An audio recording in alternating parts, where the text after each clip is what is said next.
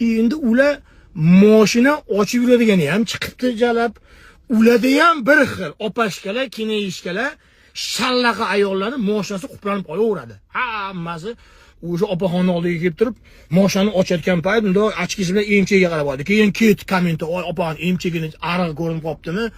Bittasini olib chiqib, haligi yubkani kalta kiydirib qo'yganda tursigini rangi ko'rinmas debdi.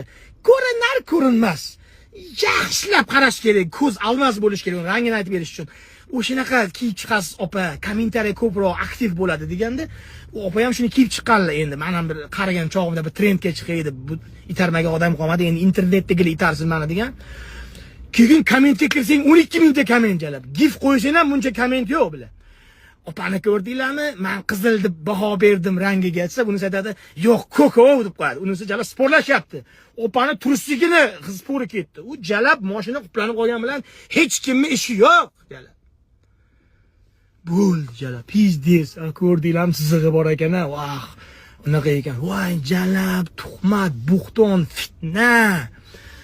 O'sha kontent qilayotgan bola jumaga ham chiqsa kerak. Ko'cha-ko'yda uncha-muncha odamga ta'lim ham berib qo'ysa kerak dindan. Oy, bidaras bo'lmalaring.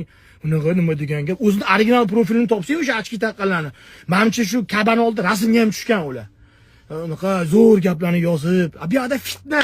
100 ming odamni kommentda tuhmatlar qildirib, bir-biriga uyushtirib, qarg'ab biladi. Nariyoqqa pizdes yozdilyapti Mahmudga. Chap yelkaga yozilyapti. Pidaraslik qilgansan degan xat yozilyapti. U bilan hech kim ishi yo'q. Bunisi chiqib jalab sotilmasa uyi Novostroykasi, u ham bitta amvatchani olib chiqib qo'yadi. Hurmatli yana qilamiz bizda mana rezidens bir baloda uy sotilyapti. Voy bilad, u orqadagi stroyka bilan hech kim ishi yo'q jalab. Hamma jaloniga rangi qanaqa ekan? Bo'ldi-da endi jalab.